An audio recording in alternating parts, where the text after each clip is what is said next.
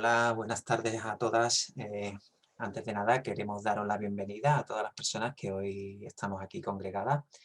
Hoy celebramos la 14ª actividad de las 17 actividades programadas durante este ciclo, que la semana que viene pues vamos a acabar con una traca final con 3 actividades más que muy pronto vais a encontrar en nuestra web, en andaluciaresiliente.net. Os informamos a quienes no hayáis tenido la oportunidad de asistir o ver alguna de las 13 actividades anteriores, que podéis ver sus grabaciones en el canal de YouTube de Solidaridad Internacional Andalucía y en la web de la campaña.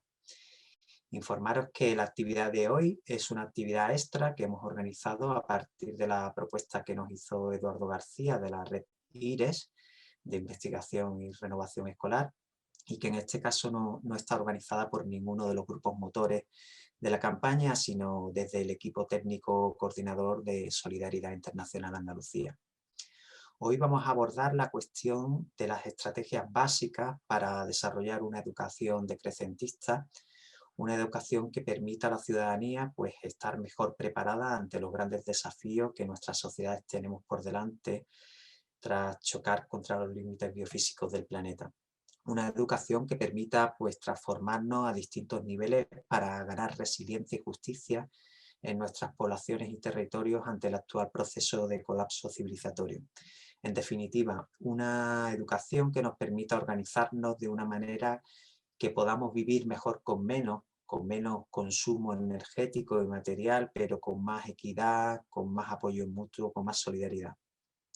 Pero antes de iniciar esta charla-debate, nos gustaría dedicar unas palabras a la campaña en la que se enmarca esta actividad. Contaros a quienes no conocéis todavía demasiado la campaña, que Andalucía Justa y Resiliente venimos trabajando activamente de forma participativa desde el pasado mes de enero alrededor de una treintena de personas de todo el territorio andaluz y más de 15 organizaciones andaluzas. Que la campaña cuenta con el impulso de Solidaridad Internacional Andalucía, organización en la que trabajamos pues las dos personas coordinadoras de la campaña, que somos, por un lado, Sergio Álvarez de Neira, que hoy está a los mandos en la parte técnica. Hola, Sergio. Hola, buenas. Y también Marco Rivero, quien os habla en este momento. Por otro lado, deciros que esta nueva fase de la campaña, al igual que la realizada previamente en el año 2017, cuenta con la financiación de la Agencia Andaluza de Cooperación Internacional para el Desarrollo. Contaros de manera muy breve que Andalucía Justa y Resiliente es una campaña de sensibilización y de movilización ciudadana, con la que buscamos, por un lado, crear conciencia acerca del actual proceso de colapso de la civilización industrial, una vez que ya hemos sobrepasado los límites biofísicos del planeta y, en particular, el pico de extracción del petróleo a nivel global, y, por otro lado, impulsar y fortalecer la autoorganización y la movilización ciudadana para poder construir resiliencia en las poblaciones y en los territorios andaluces en este complicado escenario, y hacerlo con criterios de justicia social y ecológica desde una mirada interseccional en lo local y en lo global. Toda la información de la campaña la podéis encontrar en nuestra web, en andaluciaresiliente.net, y podéis seguirnos en las redes sociales de Facebook, Instagram y Twitter, y también en los canales de Telegram y WhatsApp. Ahora, antes de empezar, nos gustaría explicaros brevemente pues, cómo vamos a desarrollar la charla de debate de hoy, cómo desde el público podéis participar y presentaros a Fátima y Eduardo, que harán la presentación antes de que abramos el debate. Hoy el formato va a ser distinto al habitual y en concreto la propuesta es la siguiente. En primer lugar, Fátima y Eduardo nos van a presentar una propuesta de estrategias básicas que, en su opinión, debe incorporar una educación decrecentista, y esta charla durará aproximadamente 1 hora. Una vez finalizada la charla, en la siguiente hora celebraremos un debate entre todas las personas que estamos hoy aquí presentes, para lo cual abriremos la posibilidad de que activéis micrófono y cámara para que cualquier persona podáis participar en el debate. La persona encargada de moderar el debate seré yo, así que para el buen desarrollo os pido lo siguiente. Por un lado, pedir la palabra por el chat, escribiendo palabra. Por otro lado, respetar el turno de palabra, no intervenir hasta que os invite a hablar. Por otro lado, activar el micrófono solo cuando tengáis la palabra y desactivarlo cuando hayáis finalizado. También os animamos a activar la cámara si os parece bien, para que podamos vernos y hacer el debate más cercano. Y sobre todo os pedimos que seáis breves y precisos en vuestras intervenciones. Os daremos un tiempo máximo de unos 3 minutos por intervención, pues para que todos tengamos la oportunidad de intervenir y podamos tener un debate más dinámico. También informar que a la hora de dar la palabra, pues priorizaremos pues, a las personas que no hayan intervenido hasta el momento o lo hayan hecho en menos ocasiones. Más adelante, cuando Fátima y Eduardo hayan terminado la charla, os pegaré por el chat las instrucciones y os las volveré a recordar, ¿vale? Pero ahora, en la primera hora, lo que tendremos será la charla.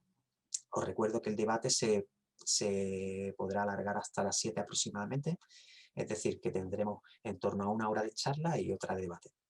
Pues bien, ya casi estamos, así que antes de empezar os quiero presentar a Fátima y Eduardo. Fátima Rodríguez es profesora titular de la Universidad de Sevilla, del Departamento de Didáctica de las Ciencias Experimentales y Sociales en la Facultad de Ciencias de la Educación. Sus investigaciones se desarrollan en el ámbito de la educación ambiental desde la perspectiva del decrecimiento y de la didáctica de las ciencias experimentales. Fátima es coordinadora del proyecto Ecohuerto de la Facultad de Ciencias de la Educación de la Universidad de Sevilla. Y para más información podéis visitar el blog que es ecohuerto.wordpress.com, ¿vale? Ahora a continuación lo pegaremos en el chat también. Fátima, con estos ecohuertos está iniciando al alumnado del grado de educación infantil en el uso del huerto ecológico como herramienta didáctica. Además, Fátima pertenece a la red de universidades cultivadas y al foro por otra escuela de la red IRES y colabora con distintas entidades y centros educativos en actividades formativas relacionadas con los huertos educativos. Bienvenida, Fátima. Hola, buenas tardes. Buenas tardes a todos y a todas. Muchas gracias por la invitación y felicitaciones por la campaña que estáis llevando a cabo. Muchas gracias, Fátima, y un gusto tenerte. Y también nos acompaña Eduardo García. Eduardo, para quienes no lo conozcáis, es profesor jubilado de la Facultad de Ciencias de la Educación de la Universidad de Sevilla. También ha sido profesor de secundaria. Eduardo ha sido pionero de la educación ambiental en nuestro país desde los años 70. Ha trabajado en docencia e investigación dentro de este ámbito. En sus publicaciones ha desarrollado un modelo de educación ambiental integrador de 3 perspectivas: el pensamiento crítico, el constructivismo y el paradigma de la complejidad. Como activista, Eduardo ha colaborado con diversos colectivos ecologistas y de innovación educativa. Es miembro del Foro por otra escuela de la red IRES y de la Asociación Montequinto Ecológico Ecologistas en Acción, entre otras organizaciones. Eduardo actualmente en su trabajo se centra en la educación para el decrecimiento y más concretamente en el tema del uso de los huertos educativos en permacultura como recurso didáctico. Bienvenido, Eduardo. Hola, buenas tardes. Gracias, Marco, por la presentación. Nada, un placer tenerte de nuevo, Eduardo. Pues bien, hechas ya las presentaciones de ambos, os damos la palabra, así que cuando queráis, Fátima y Eduardo, adelante.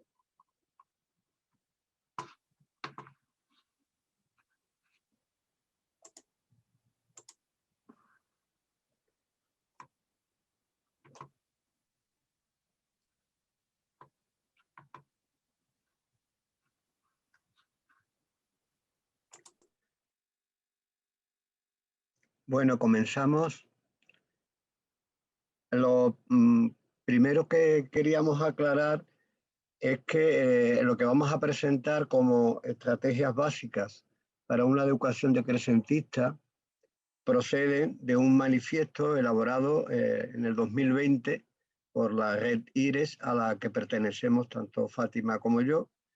Es un manifiesto que está más centrado en el ámbito educativo formal, una escuela con perspectiva ecosocial. Y lo que vamos a intentar en esta presentación, en esta serie de diapositivas, es una idea un poquito más amplia de estrategias educativas que sirvan tanto para el ámbito formal como para el ámbito no formal. ¿De acuerdo? Por eso es una adaptación. Pues pasamos, ya si os parece, a la siguiente diapositiva. Bueno, esta diapositiva es un brevísimo repaso histórico. La idea de límites es muy antigua. Se desarrolla sobre todo en el ámbito de la ecología, con dos conceptos que son básicos, el concepto de factor limitante y el concepto de capacidad de carga de los ecosistemas, que lo que nos indican es que cualquier crecimiento poblacional está limitado por una serie de condiciones materiales y que ninguna población puede sobrepasar las condiciones materiales que marca la biosfera, ¿no? Esta idea luego es retomada con fuerza en los años 70, por eso hemos puesto ahí ese simbolito de no ir a más de 70 kilómetros por hora, porque es en los años 70 donde se empieza a tomar conciencia de que hay límites, de que el crecimiento no puede ser ilimitado. Lo que ocurre es que esta toma de conciencia va a desembocar en dos líneas de actuación diferentes, digamos dos agendas diferentes.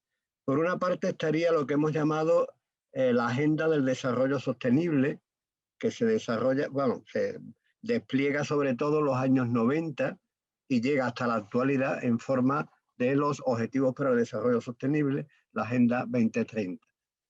Lo que caracteriza esta línea de trabajo, de actuación y a este marco, digamos, de referencia estratégico, es que se plantea que es verdad que hay límites, pero que es posible reformar el sistema, apuntalarlo, parchearlo para seguir creciendo.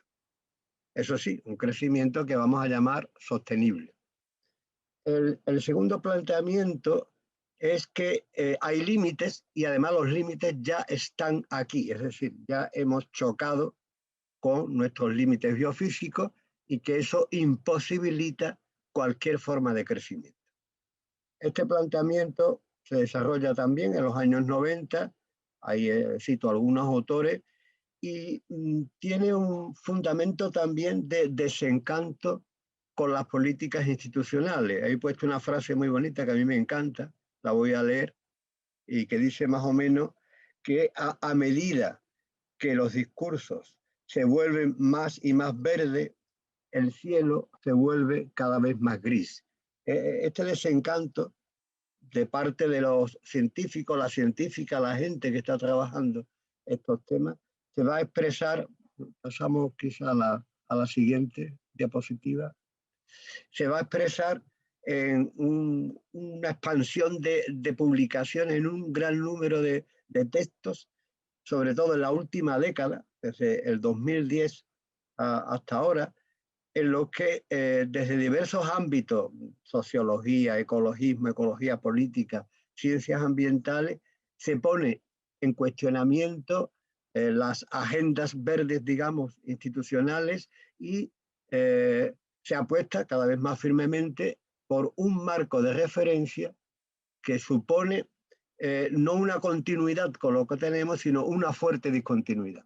Sería ese marco que hemos llamado decrecentista, colapsista, en el que se plantea que lo que hay que hacer es preparar a la población para una situación de decrecimiento inevitable. Ahí tenéis en la diapositiva un buen número de estas publicaciones, en este caso son libros editados en español sobre el tema.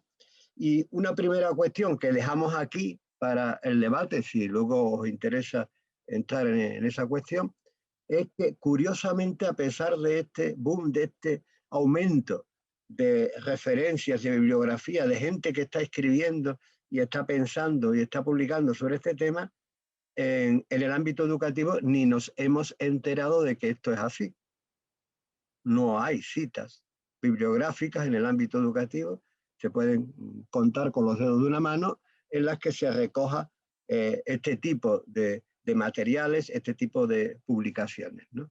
Esto es un tema que se podría discutir. ¿Por qué? Porque es así, porque el ámbito educativo está de espaldas a esta nueva realidad, y lo dejamos para el debate, si os parece, para profundizar en el mismo. Seguimos con la siguiente. Bien, lo que planteamos desde el punto de vista de las estrategias es que primero tenemos que discutir para qué. ¿Para qué queremos educar? Que tiene que ver con la idea de este marco de referencia nuevo. El marco tradicional es de continuismo. Nos espera un futuro, sí, con problemas socioambientales, pero un futuro donde el sistema va a ser más o menos similar al que tenemos ahora. El punto de partida del para qué educar en este caso es de discontinuidad. Las condiciones materiales están cambiando ya radicalmente, y eso va a suponer un cambio también radical de nuestra organización social, queramos o no. Ese es el punto de partida. Claro, con este punto de partida, la perspectiva educativa que tiene más sentido desde el punto de vista del bien común es cómo preparamos a la población para colapsar mejor, si es que vamos a colapsar, o cómo preparamos a la población para que el decrecimiento no sea caótico, sino que sea un decrecimiento justo y ordenado. Este es el planteamiento. Esto significa capacitar a la gente para irnos adaptando progresivamente a una nueva realidad de menos recursos disponibles, de un cambio climático acelerado o de una extinción masiva de la biodiversidad. Los datos científicos apuntan en este sentido, y lo que deberíamos hacer ya es empezar a adaptarnos. En este marco de adaptación a la nueva situación, habría que ubicar a la educación. Pasamos a... Por lo tanto, lo que estamos planteando es un cambio radical de perspectiva. ¿Y qué significa esto? Pues que nos tenemos que preguntar, las metodologías o la metodología que estamos empleando, el cómo enseñar, el cómo educar, ¿cómo tendría que ser desde el punto de vista de crecer de forma más ordenadas, más justas, de un colapsar mejor? ¿Cómo serían esos métodos? ¿Cómo procesamos la enorme incertidumbre que conlleva este cambio radical de las condiciones materiales de vida, que no van a ser las mismas, evidentemente, que las que hemos tenido hasta ahora? En segundo lugar, ¿qué contenidos tendríamos que trabajar? Esa es la segunda pregunta que nos vamos a plantear en nuestra intervención. Y en tercer lugar, aunque más brevemente, por no alargarnos mucho, ¿cómo tendría que ser la comunidad resiliente que diera acogida a este nuevo modelo de educación? Y, expresándolo en términos de interacción, cómo esta nueva educación puede construir también comunidad resiliente. Esos serían los tres problemas que vamos a trabajar a continuación. Pasamos, que están de alguna forma ilustrados en esta diapositiva, ¿no? Empezaremos primero por plantearnos el problema del cómo, luego pasaremos al problema del para qué ligado al qué, a los contenidos, y por último, cómo ubicar estas estrategias educativas que os vamos a presentar en la idea de ir construyendo comunidades resilientes. Una advertencia, una cuestión previa, es que no vamos a entrar exhaustivamente en el manifiesto. Aparecen un gran número de estrategias educativas. Vamos a centrarnos en algunas de ellas que nos parecen más significativas para ilustrar este cambio de perspectiva. Luego, en el debate, aquellas personas que quieran preguntar por otros aspectos que no vamos a mencionar, pero que parezcan importantes, del tipo de cómo debe ser la formación de los educadores y de las educadoras, o cualquier otro tema, pues lo podemos abordar posteriormente.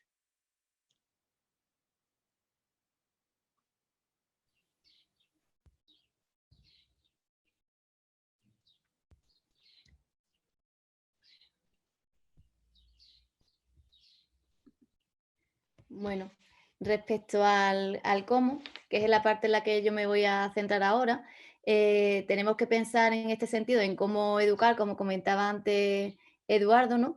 Respecto a una crisis ecosocial que supone más incertidumbre y más problemas nuevos a enfrentarnos, ¿no? Entonces necesitamos una metodología que pueda capacitar a las personas para resolver esos problemas de forma crítica, creativa y acorde a ese objetivo de conseguir el bien común. Seguramente os suenan muchos de estos términos. No sé si cuando hemos dicho el cómo educar, qué metodología se puede utilizar, se os han venido a la cabeza algunos de ellos. No sé, fijaros todas las que aparecen, metodologías activas. Dentro de las metodologías activas aparecen un número muy elevado de tipos de formas de darla, ¿no? Que si clase invertida, gamificación, pensamiento visual, juegos de rol. También nos suena seguro las inteligencias múltiples, la inteligencia emocional o la educación emocional. También en otras ocasiones puede que aparezcan términos como aprendizaje fuera del aula. Seguro que son términos, no sé si los conocéis más o menos, pero seguro que muchos de ellos os han venido a la cabeza cuando os hemos planteado que cómo enseñar, cómo educar en este ámbito, ¿no? De la educación decrecentista. Pues muchos de ellos se organizan o se establecen desde diferentes perspectivas del cómo. Y aquí, aunque sea de manera muy, muy escueta, pues aparecen muchos de esos términos que aparecen cuando decimos cómo vamos a enseñar, que muchas veces son muy familiares, pero que en algunas ocasiones se utilizan de manera inadecuada, porque utilizamos un término u otro y que hace relación a una u otro elemento de esa metodología o ese modelo. A nosotros nos gustaría centrarnos dentro de todo de esa relación de conceptos y para no complejizarlo demasiado y para que no sea demasiado complejo el uso de terminología que a lo mejor no se suele utilizar tanto, que pensemos en cuál sería el modelo que nos llevaría a entender realmente cómo educar, ¿no? Y cómo enseñar en este caso. Y en ese sentido pensamos que la especie humana utiliza habitualmente dos tipos de conductas. Para las rutinarias, para temas cotidianos poco problemáticos, y un tipo de conducta que es la investigación y la exploración, que también en otras ocasiones se utiliza la indagación, para aquellos temas que son novedosos y que nos permiten una respuesta automática. Entonces, pensamos que si la especie humana de manera habitual utiliza estos dos tipos de conductas, pues la educación debería también usarla y principalmente en el sentido que estábamos hablando antes. Nos encontramos ante una situación que nos plantea retos, que nos plantea problemas diferentes y tenemos que utilizar aquella habilidad que no es la misma que si fuera una problemática rutinaria. En este caso, consideramos que el modelo que debería ir asociado a este cambio de perspectiva, el modelo que tendríamos que tener en la cabeza y que después utilizaremos estrategias diversas para ponernos en marcha, es el de la investigación, ¿no? Porque como comentaba, es una de las formas en las que la especie humana suele responder ante problemas que son diferentes y que no permiten una respuesta automática, y que además la investigación pues permite responder a problemáticas muy diversas que están en el ámbito de la incertidumbre. Además, apoya y tiene que ver con la utilización y la estrategia de un pensamiento crítico, es decir, no utilizaríamos no haríamos una reducción del problema, sino que adoptaríamos diferentes perspectivas para llevar a cabo una problemática. Se tendría en cuenta la rigurosidad del problema que estamos abordando y, entre otros aspectos, la creatividad. Entendido como la creatividad de diversidad de pensamiento y un pensamiento divergente, ¿vale? Estos tres elementos serían los que fundamentarían ese modelo a grandes rasgos, ese modelo que diría, oye, ¿cómo vamos a afrontar, cómo vamos a abordar la problemática que tenemos actualmente? Pues la investigación podría resolver o consideramos que podría ser una metodología que ayudaría a plantear o a dar respuesta a esos problemas. ¿En qué sentido y qué momentos o qué componentes y momentos del proceso se pueden abordar? Bueno, pues ya a la hora de concretarlo en determinados tipos de actividades que podemos hacer, pues podemos hacer actividades vinculadas más al problema que serían las que están más relacionadas con la formulación del problema a investigar. También podrían estar vinculadas a actividades relacionadas con qué sabe la gente, qué ideas tienen, tanto individuales como colectivas, respecto a las problemáticas que estamos abordando. Y en ese sentido, tener en cuenta y conocer cuáles son las barreras y los puntos de anclaje que nos van a ayudar a profundizar y a mejorar el grado de conocimiento de las problemáticas que estamos abordando. Y en otro sentido, qué actividades podemos utilizar nosotros que nos sirvan para contrastar y cuestionar esas ideas que tienen las personas con las que vamos a trabajar, ¿no? Y en ese sentido, utilizando diversos y diferentes recursos didácticos, ¿no? de muy diversos tipos. Que eso muchas veces nos puede llevar a la reformulación de un nuevo problema. Muchas veces esto se entiende como un ciclo, ¿no? que va modificándose porque va creciendo, en el sentido de que un problema, la iniciación de un problema puede llegar al trabajo de ese problema, puede llegar a la reformulación de uno nuevo. El objetivo en este caso es la organización del pensamiento-conducta en el sentido de un incremento progresivo y gradual de la resiliencia. Es decir, nuestro objetivo es que queremos que la gente, que las participantes o que las personas con las que nosotros trabajemos sean capaces de tener herramientas que les lleve a ser capaces de movilizarse y de cuestionarse el problema que tenemos actualmente, ¿no? Y de esa manera nos capacitaremos mucho mejor para enfrentar los nuevos problemas que nos pueden ir surgiendo. Y en este caso, las actividades que ayudarían a eso serían actividades facilitadoras del cambio, que estarían muy ajustadas a las características de las personas. En este sentido, tendríamos que ver con qué personas estamos trabajando para ver realmente qué actividades ayudarían más a unos o a otros, teniendo en cuenta la problemática socioambiental que vamos a abordar, las actitudes y los conceptos, valores que dificultan ese cambio y también aquellas actitudes, conceptos, valores que facilitan el cambio. Todo ello, como digo, para provocar una movilización y un cuestionamiento que ayude a que esa persona sea capaz de llegar a provocar un cambio en sus sistemas de ideas y que sea capaz de reorganizar y construir nuevas formas de pensamiento que a su vez llegue a producir un cambio de conducta. Algunos recursos básicos que se pueden utilizar, y aquí es donde quizás entrarían muchos de los términos que antes comentaba, que pueden ser estrategias y recursos que podemos utilizar teniendo como marco esa investigación. Es decir, si como marco tenemos que el proceso que las personas con las que participemos tienen que llevar a cabo es la investigación, ahora vamos a utilizar qué tipo de recursos pueden ser los más útiles para que realmente ese proceso se lleve a cabo. Pues, por ejemplo, nosotros en la experiencia que tenemos a lo largo de estos años trabajando con diferentes elementos y estrategias, pues hemos encontrado, por ejemplo, que el uso didáctico de huertos escolares y sociales son muy interesantes para desarrollar una cultura y para desarrollar una concepción bastante compleja de seguridad y autosuficiencia alimentaria, por ejemplo. En este caso, el uso de los huertos desde diferentes perspectivas. Es decir, sabemos y conocemos el uso tradicional de los huertos, por ejemplo, en una escuela, en el que el huerto se utiliza para conocer cómo son las plantas, para conocer cómo es el proceso del ciclo vital de las mismas y demás. O podemos utilizar el huerto en el sentido de saber un poco cuál es el proceso de crecimiento de las plantas, pero como fuente de alimento, cuáles son los nutrientes que necesitan, cuál es el ciclo en el que se mueven nuestros alimentos, es decir, qué residuos tenemos, por ejemplo, en el comedor escolar, cómo lo transformamos y lo volvemos a meter en el proceso del huerto a través del compost y los nutrientes que se van generando en ese proceso, y después lo volvemos a llevar al huerto para nuestras plantas.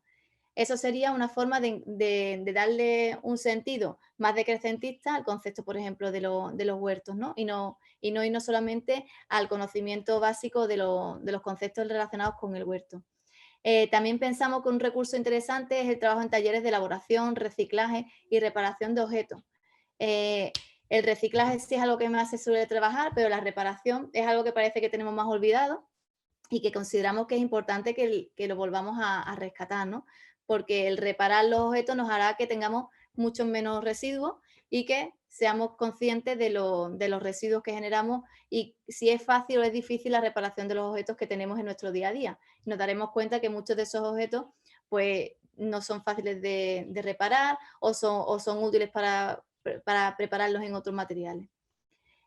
También podremos utilizar como recurso el trabajo con proyectos de todo tipo, es decir, desde tipos de movilidad, experiencias de consumo ecológico local y responsable, desarrollo de referentes para la alimentación local, desarrollo de experiencias de economía circular, es decir, proyectos de muy diversos tipos y que ayudarían a entender y a buscar soluciones a las problemáticas que nos entendemos. Aquí, por ejemplo, una de ellas también muy interesante y que se están abordando mucho en muchos centros escolares, son experiencias, por ejemplo, de renaturalización de los patios.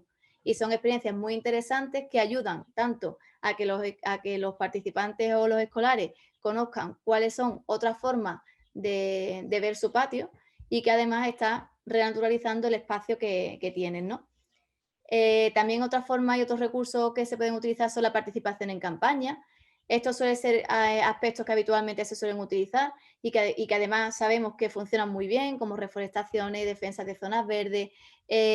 Son actividades muy significativas para los participantes y que sabemos que tienen mucho y después tienen muchos beneficios, ¿no? el hacer este tipo de actividades, ¿no? Y también intervenciones sociales, en actividades más de intervención social más real, ¿no? Como pueden ser mercadillos ecológicos, uso de monedas locales u otras actuaciones propias de la economía circular y de los movimientos de transición. También es interesante, por ejemplo, la participación y la organización y gestión de la comunidad, la coordinación de redes, la creación de redes cada vez más abiertas, que vemos que son necesarias y que vemos que además no paran de estar en interacción y en crecimiento por las necesidades que tenemos de los diferentes elementos que vamos creando, que eso se puedan ir organizando entre unos y otros, y que al final de esa manera coordinada, pues nos haremos cada vez más fuertes, ¿no? Porque tendremos más puntos de anclaje entre comunidades.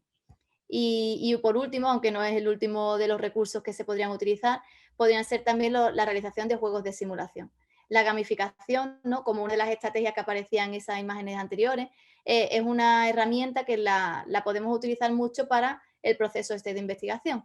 Fijaros que un juego de simulación provoca en los participantes que se tengan que poner en el lugar de otra persona y que entonces sean capaces de identificar cuáles son las problemáticas que puede tener esa persona que desde el punto de vista de uno mismo no tiene en cuenta, ¿no?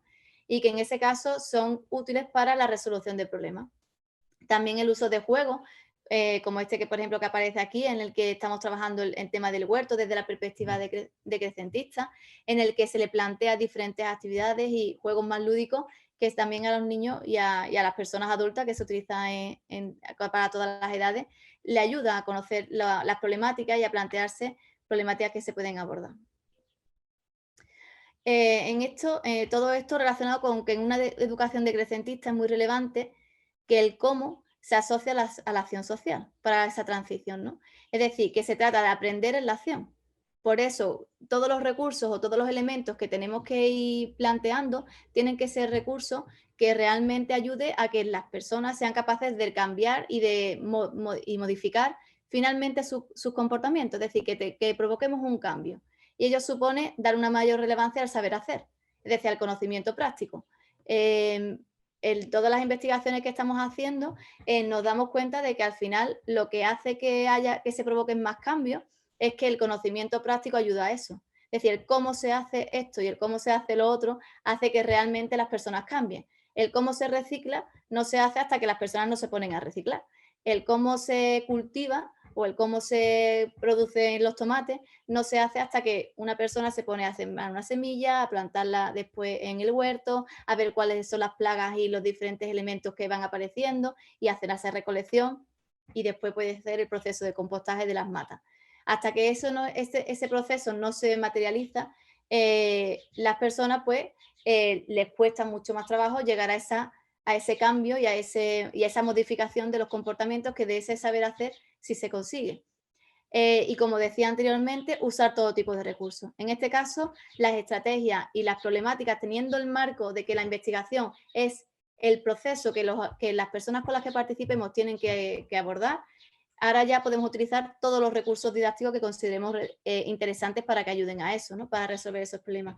Y en este caso, pues tenemos muchísimas que además nos ayudarían a que realmente se pongan en marcha todas esas habilidades que son las que en ese cómo son fundamentales. Y relacionado con lo que ahora va a hablar Eduardo, la integración de este cómo, es decir, de esta investigación con el qué, es decir, con los contenidos que vamos a abordar.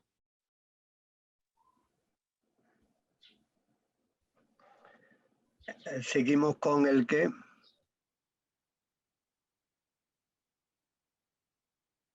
Si pasamos eso. En relación con los contenidos, habría muchísimas estrategias específicas que podríamos trabajar. Nos vamos a centrar solo en 4 porque el número sería enorme, ¿no?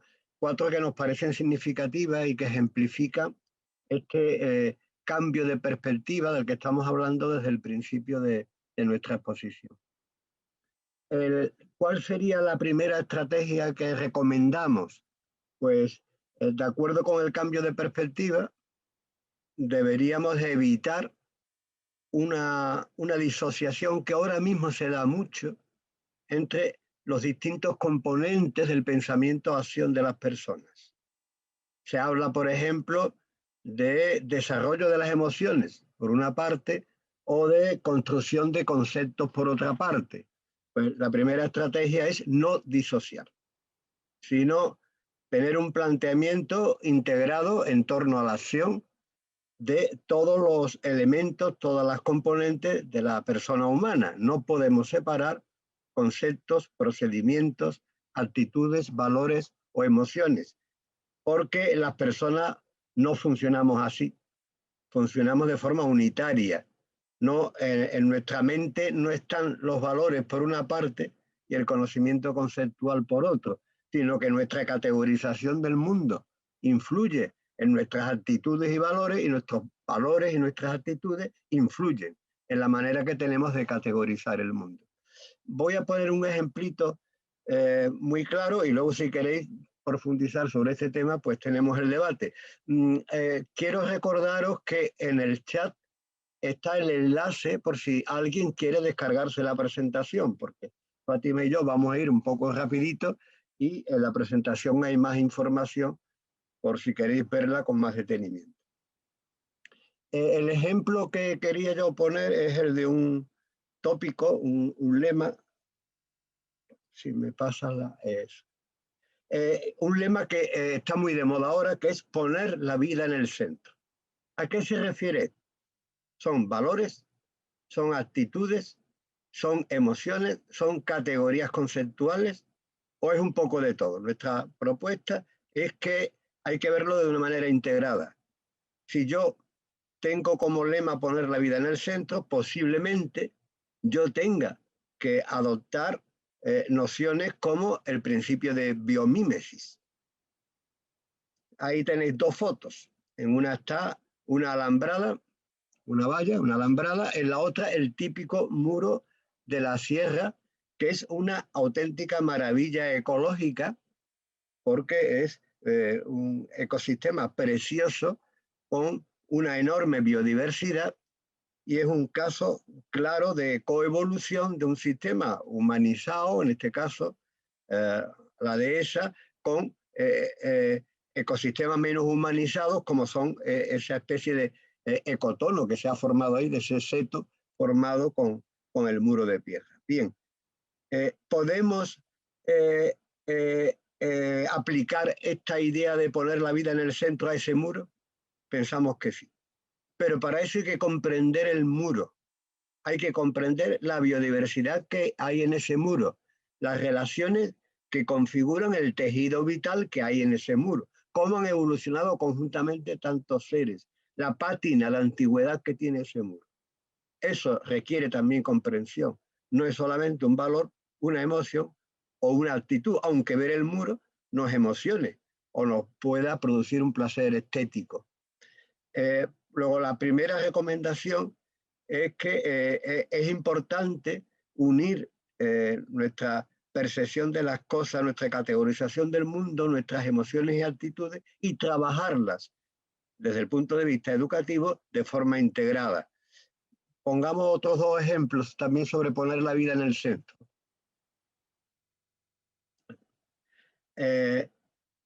ponemos la vida en el centro cuando trabajamos el suelo. Lo normal es que el suelo, y esto lo dicen los niños y las niñas, se considere un sustrato inerte sobre el que andamos, en el que plantamos, sobre el que van los coches. Es decir, el suelo no tiene la categoría de ecosistema para la mayor parte de la población. Es simplemente el sustrato sobre el que pasan cosas. Sin embargo, desde el punto de vista de poner la vida en el centro, fijaros lo importante que sería el suelo. El suelo es la base de la vida. Por ejemplo, hace poco apareció un dato impresionante de que la mayor parte de los suelos españoles ya están por debajo del 2% de la materia orgánica en forma de humus, de coloides orgánicos que nos puedan servir para retener agua, para facilitar la nutrición de las plantas, etc. Esto nos llevaría a un montón de problemas que tienen que ver con la idea de poner la vida en el centro. Hay que arar un suelo, hay que abonarlo con grandes cantidades de abono o como hacemos con las personas, les damos de comer poquito a poco para que la nutrición de las plantas sea fluida y continua.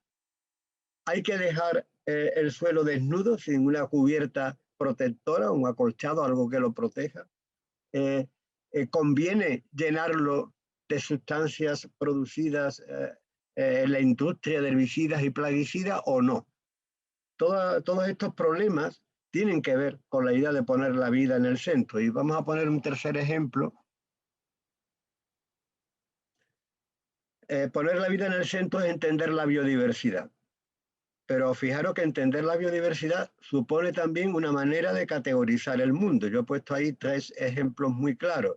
En la imagen de la izquierda tenéis un monocultivo. En la imagen de la derecha tenéis un huerto en permacultura con bosque de alimentos. Nada más que tenéis que comparar las imágenes para ver lo que significa en un caso y en otro contemplar la vida y considerar la biodiversidad. En la imagen de la izquierda hay un esquemita donde se ven plantas de un monocultivo que, como son todas iguales, utilizan la estratificación hacia el aire y hacia el suelo, hacia abajo, de la misma manera. Es decir, utilizan todas la misma cantidad de luz que llega a ese estrato y utilizan los mismos nutrientes que están en ese estrato del suelo.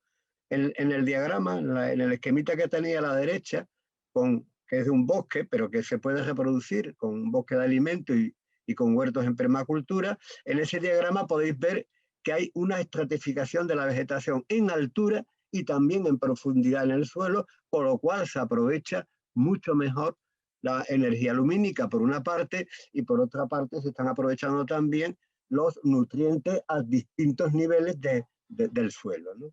Y la tercera imagen que me parece también importante es que diría, bueno, ese montón de tomates todos iguales que tenemos a la izquierda también es vida, cierto, pero mucho más vida, porque hay mucha más diversidad, son los tomates que aparecen a la derecha. Lo de la izquierda es la producción uniforme de tomates del mismo tipo que es característica de la agricultura industrial. En la derecha tenemos la agricultura tradicional o la agroecología más moderna, donde veis que hay una enorme variedad de tomates, lo que nos va a permitir adaptarnos mejor a los cambios en las condiciones materiales del medio. Pasemos a la segunda estrategia. Esto es muy atrevido lo que os voy a plantear aquí y si queréis luego lo discutimos en el debate. ¿Cuál sería el punto de llegada sobre el tema curricular? Pues le vamos a poner un nombre, lo vamos a llamar currículum de supervivencia. Esto es muy fuerte, pero suponiendo que entramos en un proceso de decrecimiento y de probable colapso, la especie humana va a tener un problema de supervivencia. Luego, nuestro objetivo último debe ser ir construyendo un currículum para la supervivencia, es decir, un currículum que esté montado de forma tal que las nuevas generaciones aprendan desde muy pequeñitos, muy pequeñitas, cuáles son las tareas prioritarias para la comunidad. Cosas como conseguir alimentos, ver cómo solucionamos el problema de la escasez de energía o de agua, preparar objetos, reciclar todo tipo de cosas, cómo cuidarnos, lo cual significa a su vez todo eso ligarlo con una alfabetización científica que sea resiliente. No cualquier alfabetización científica nos va a valer en ese currículum deseable. Habría una situación intermedia. Tendríamos que ir ya procurando una transición desde la situación actual, donde yo no hemos estudiado en qué porcentaje, pero podemos decir que después de todas las horas que un chaval o una chavala en el bachillerato ha estado en el sistema educativo, algunas horas, muy poquitas, se han dedicado a los problemas socioambientales. Habrá pasado miles y miles de horas en la clase de matemáticas, en la clase de lengua, en la clase de historia, en la clase de ciencia, pero poquísimas horas trabajando. Esto hay que modificar. Entonces la situación intermedia o de transición se caracterizaría por dos cuestiones. La primera, habría que ambientalizar todo el currículum de forma que desde las disciplinas, desde las áreas disciplinares, que en la tercera opción no existirían, pero en esta opción todavía se mantienen, esas áreas disciplinares tendrían que aportar determinados contenidos que sean útiles a ese cambio. Y en segundo lugar, habría que cambiar claramente los tiempos. No tiene ningún sentido que ante problemas tan graves como el cambio climático, el agotamiento de los recursos o la extinción de la biodiversidad, a esos temas prácticamente les dediquemos a lo largo de todo el sistema educativo unas pocas horas. Esto no tiene sentido. ¿De dónde habrá que sacar el tiempo? Habrá que reajustar todas las demás materias, posiblemente los chavales en vez de tener 4 o 5 horas de matemáticas o de lengua o de historia o de ciencia o de lo que sea, tendrán que tener 2 horas y las demás dedicar a los temas realmente importantes. Y en todo caso, si mantenemos los horarios tradicionales de matemáticas, lengua, etcétera, esos horarios tendrían que dedicarse a ver cómo desde las matemáticas, la lengua, la historia, las ciencias naturales, etcétera, podemos aportar argumentos para lo que adaptarnos a estos cambios que se vienen encima, ¿no? Tercera estrategia. Pasamos.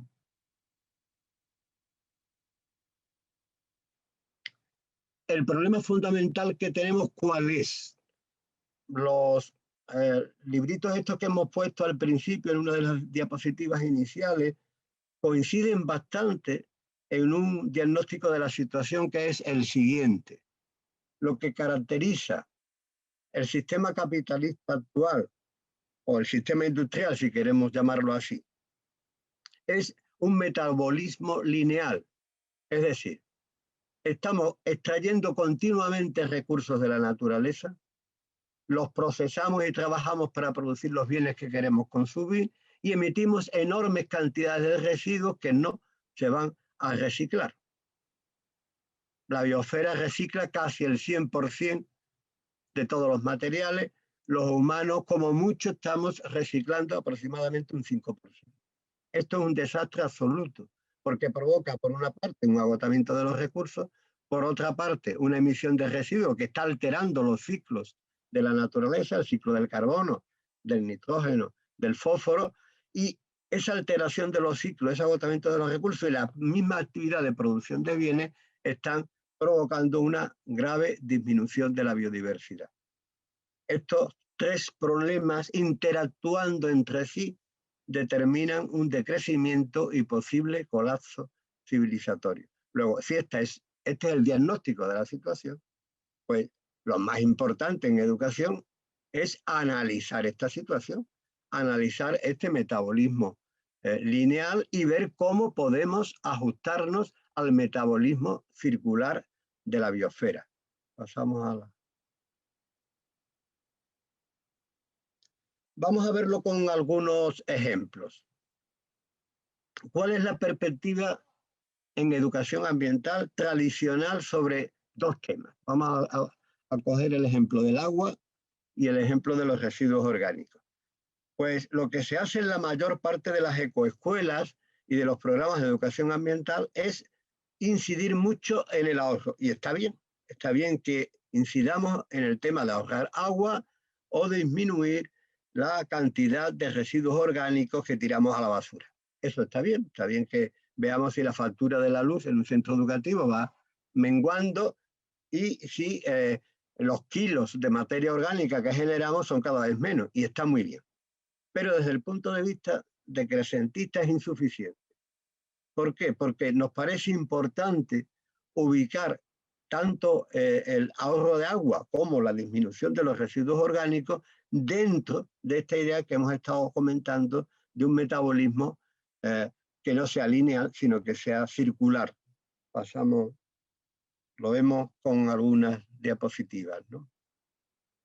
Por ejemplo, en el agua hay que plantearse muchos problemas a los anteriores, como por ejemplo, cómo si tendremos en el futuro menos agua, pues tenemos que ir pensando ya con las nuevas generaciones cómo construir sistemas de captación y almacenamiento que sean locales, no centralizados, porque posiblemente fallen, del agua de lluvia, o cómo retener agua en el suelo. Voy a poner un ejemplo muy sencillo, habría aquí miles de cosas que se pueden hacer, pero un ejemplo muy sencillo. Tendremos que ir facilitando el relleno de los acuíferos, sustituyendo el cemento que cubre las ciudades por tierra. Es una cosa muy sencilla, pero que es fundamental si queremos que los acuíferos se rellenen y el agua no vaya al alcantarillado y del alcantarillado directamente al mar, al río y luego al mar, ¿vale? Luego hay que retener como sea el agua en el suelo y hay que retener la escorrentía. Habría también muchos ejemplos de cómo hacerlo. Y habría que cambiar la perspectiva. Nos ponemos un ejemplo de cambio de perspectiva. Estos son erosionómetros. Un erosionómetro es una bandeja o una botella grande que nos sirve para ver cuánta cantidad de sedimento se arrastra y cuánta cantidad de suelo se pierde cuando estamos regando estas botellas siempre que varíen los sustratos. Pues normalmente lo que se suele hacer en las experiencias de este tipo es poner una bandeja solo con tierra y una bandeja con cultivo. Nosotros añadimos una tercera bandeja que es un cultivo en permacultura. ¿Por qué? Porque la permacultura tiene un acolchado y se puede comprobar, los niños y las niñas pueden comprobar experimentalmente cómo la bandeja que tiene ese acolchado y que tiene, además de la capa vegetal, pues va a retener más agua y va a perder menos nutrientes que las otras bandejas. Es simplemente un pequeño cambio sobre el modelo tradicional de dos bandejas, incorporar una tercera con acolchado. Ponemos la siguiente. Igual con el problema de los nutrientes. En vez de quedarnos en que hay que emitir menos residuos, menos basura orgánica, menos material orgánico, lo que podemos hacer es plantearnos cómo podemos reciclar esa materia orgánica. Y aquí estaría todo lo que tiene que ver con el compostaje, con los ciclos de nutrientes, etc. Ponemos la siguiente.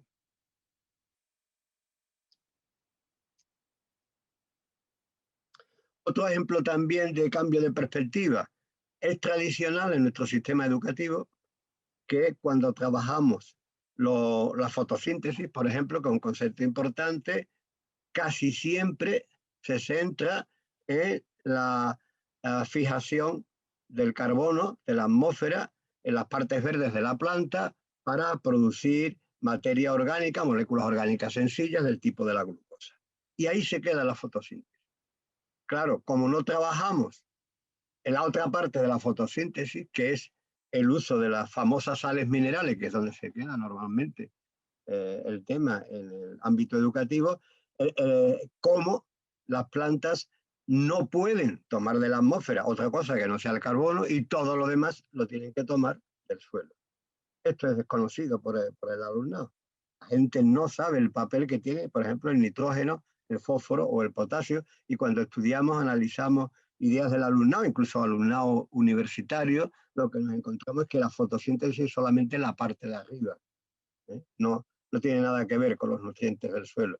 Este es un problema gravísimo porque estamos, ya digo, relegando el suelo a algo así como un sustrato que no tiene vida ni tampoco aporta nada a los ecosistemas y a la vida de nuestro planeta, ¿no? Pasamos a la siguiente.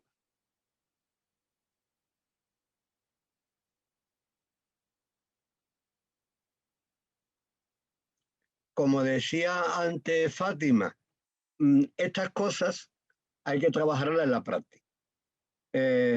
Una persona no entiende lo que es incorporar los residuos orgánicos a los ciclos de la biosfera si no lo hace. Lo tiene que hacer. Es decir, tiene que ponerse a compostar, tiene que coger el hábito de que todos los residuos domésticos también vayan al compostero, el hábito de que cualquier resto orgánico de una poda, de lo que sea, vaya al compostero, etc. Falta alguna flecha, Fátima, en la diapositiva. Ahora. Y terminar de cerrar el ciclo, de ver cómo esos nutrientes que hemos aportado al suelo, que procedían de la materia orgánica, de los restos orgánicos, de nuevo nos van a servir para que las plantas hortícolas crezcan, se desarrollen, que nos van a dar un fruto que utilizaremos en el uso doméstico, y por otro lado unos restos orgánicos que de nuevo volveremos a compostar. Ya digo, esto hay que hacerlo, no solamente se trata de verlo en el esquema, sino que hay que ponerse a compostar con la gente para que se entienda realmente lo que es cerrar el ciclo. Pasamos. Y en general, Fátima y yo trabajamos mucho en el tema del huerto, por eso estamos cogiendo ejemplos de este ámbito, pero podrían valer otros tipos de actividades. La idea es todo el tiempo estar intentando que la gente que aprende construya capacidades que ayuden a su adaptación a un agotamiento de los recursos y un cambio climático que ya están ambas cosas aquí.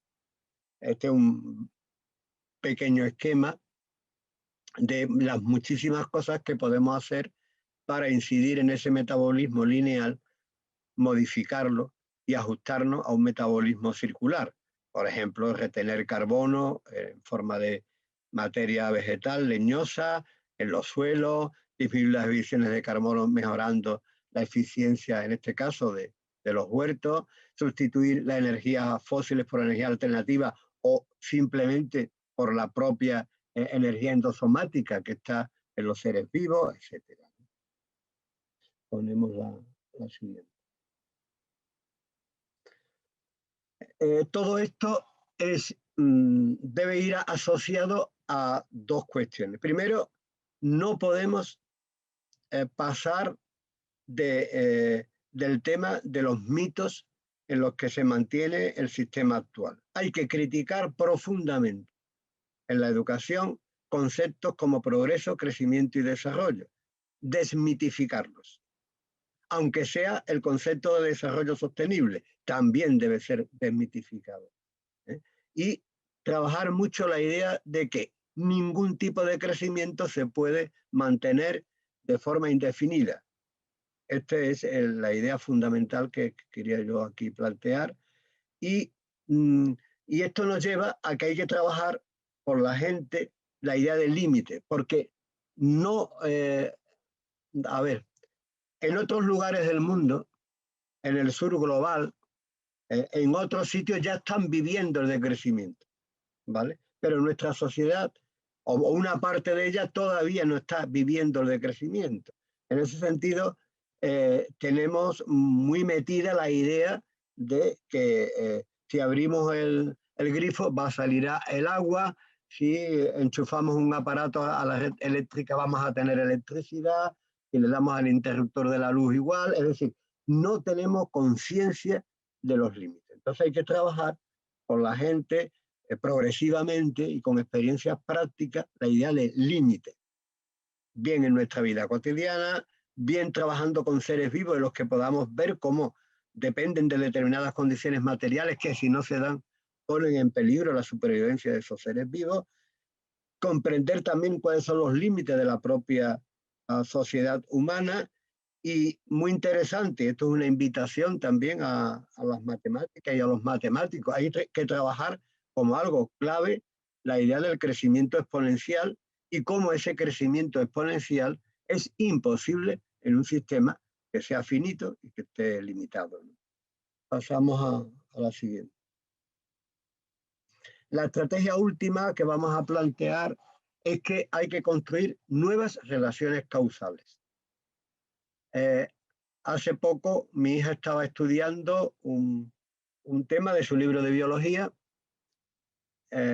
sobre la problemática ambiental y en el tema establecían la siguiente relación causal. Decía, emitimos muchos gases de efecto invernadero y ese incremento en la atmósfera de los gases de efecto invernadero está determinando un calentamiento global que nos lleva a un cambio climático. Esto es una cadena causal, ¿de acuerdo? Pues lo que proponemos es que se estudien muchas cadenas causales, pero intentando ir más al origen. En este caso, a mi hija le faltó trabajar por qué se están incrementando los gases de efecto invernadero en la atmósfera. ¿Es por casualidad? ¿Es porque ha sucedido al azar? ¿O tiene que ver con un determinado sistema socioeconómico? Esas son las preguntas clave. Y más aún, no solamente habría que establecer cadenas causales que tienen que ver con el tema de los residuos, el tema de la alimentación, la elaboración de bienes en general, etcétera, sino también ver un esquema más global, donde las cosas interactúan unas con otras y donde realmente nos movemos en un sistema que es muy complejo, con redes muy complejas, pero que hay mecanismos, no vamos a entrar en ello, pero hay recursos didácticos, desde juegos, simulaciones, experiencias que nos pueden ayudar a que la gente comprenda esa complejidad, comprenda que vivimos en sistemas y no en un medio aditivo donde hay elementos sueltos, ¿vale? Pasamos ya a la siguiente. Bueno, ya Fátima entraría en el último punto, que es la interacción entre educación y comunidad, y luego pasaríamos al debate. Yo en el que educar me he quedado muy corto porque habría muchas cosas, pero no queríamos alargarnos más allá de la hora, pero esperamos que en el debate, en la discusión posterior, pues preguntéis lo que queráis sobre este tema. Bueno, como comentaba Eduardo, esta última parte la tenemos que incluir, aunque no la vayamos a desarrollar mucho más, pero porque al final la escuela o el ámbito en el que estemos abordando la educación, tiene que haber una comunicación y tiene que haber un feedback con la comunidad, ¿no? Entonces pensamos que a la vez que estamos formando a los participantes que tengamos, pues tiene que haber una interacción con la comunidad en la que vivamos y que esa comunidad también tiene que ir cada vez más siendo más resiliente, ¿no?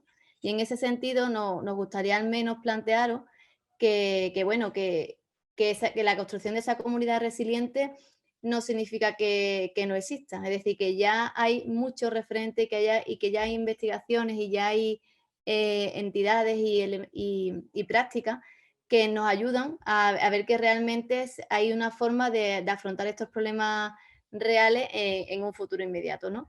Y que nos pueden ayudar a construir esas comunidades también resilientes. En este sentido, por un lado, no nos vale cualquier investigación, ¿no? Sino aquellas que están más vinculadas a la acción y al desarrollo de saber práctico, vinculado a lo que antes estábamos comentando, ¿no? La solución de los problemas ecosociales requiere de trabajo colaborativo. En nuestras sociedades eso cada vez es más difícil y también se tiene que ir trabajando, no solamente la colaboración y la cooperación con los niños, con los adolescentes o con las personas con las que interactuemos en actividades, en campañas, sino que con nuestros vecinos y con nuestras vecinas, ¿no?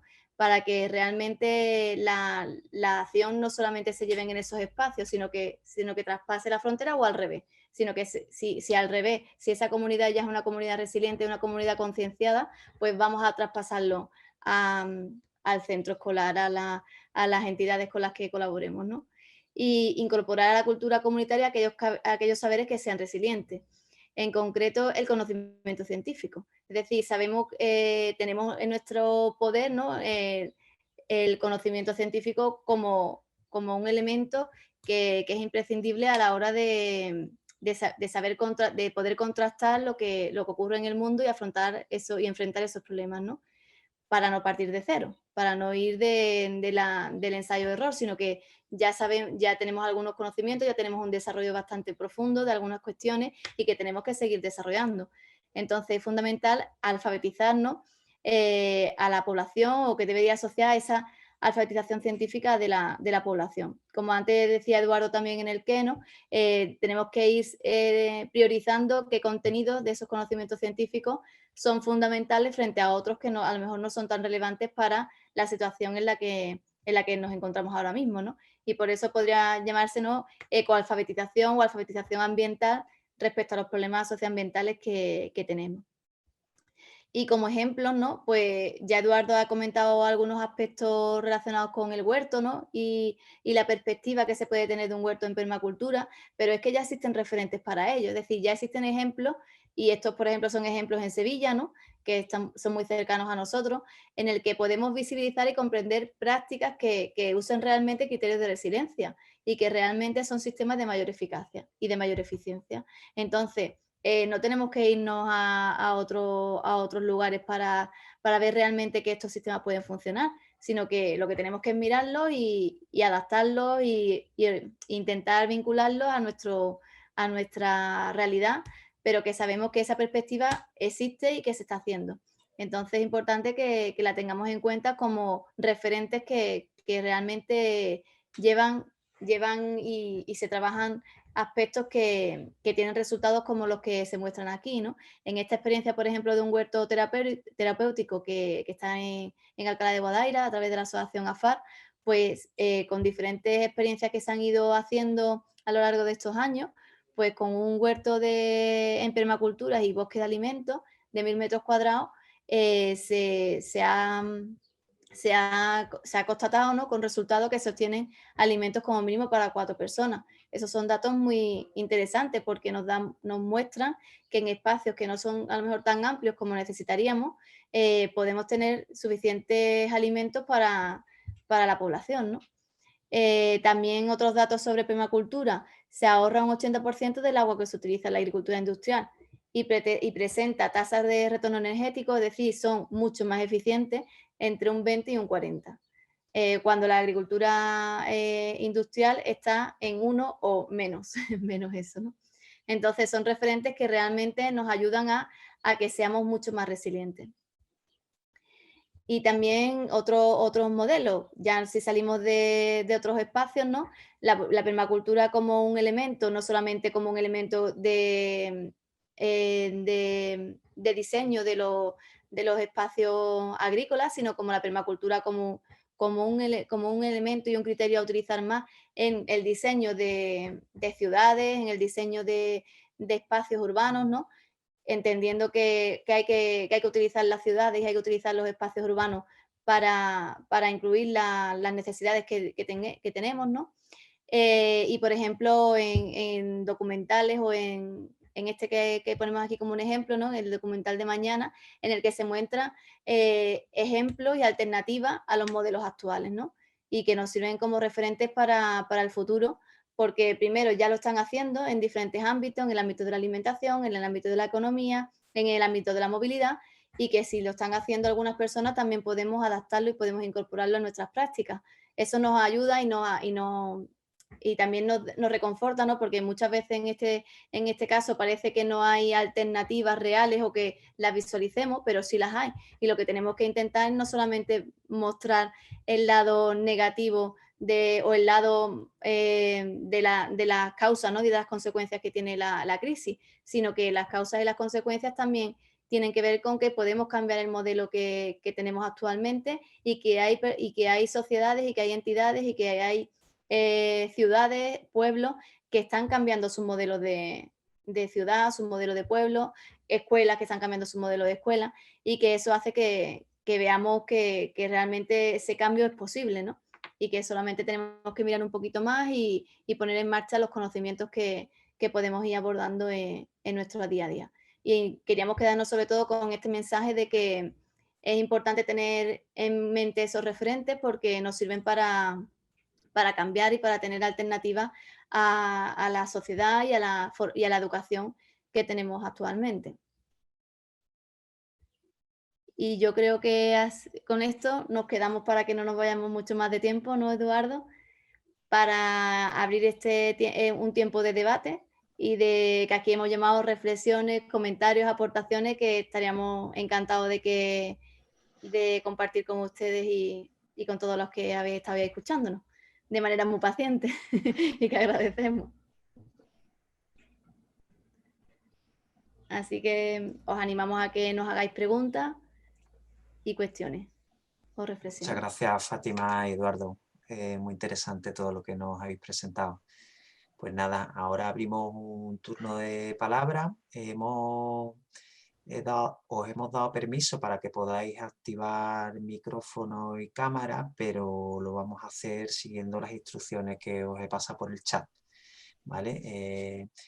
Quien quiera hablar, pues nada, que pida palabra por el chat, poniendo palabra, ¿vale? Y vamos a ir respetando el turno de palabra a medida de que van llegando. Así que si os animáis, pues podemos participar todas. Somos poquitas, o sea que ahora mismo estamos 15 personas en Zoom y 5 personas en YouTube. Las personas que nos estáis viendo por YouTube, pues podéis escribirnos por el chat si tenéis alguna pregunta y lo iremos consultando.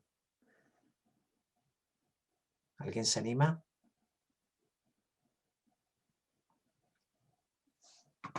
Bueno, parece que cuesta arrancar un poquito. Esto suele pasar. Así que como preveía que podía pasar, pues os planteo alguna cuestión, ¿vale? Escuchando...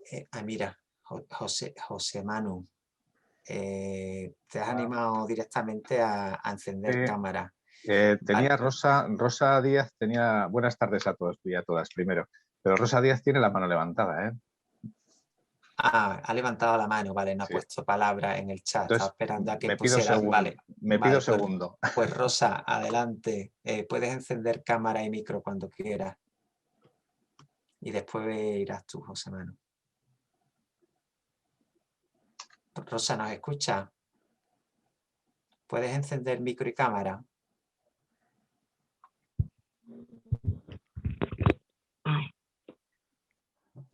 Fátima, y si quieres, puedes dejar de compartir pantalla si nos vemos mejor todas. Gracias.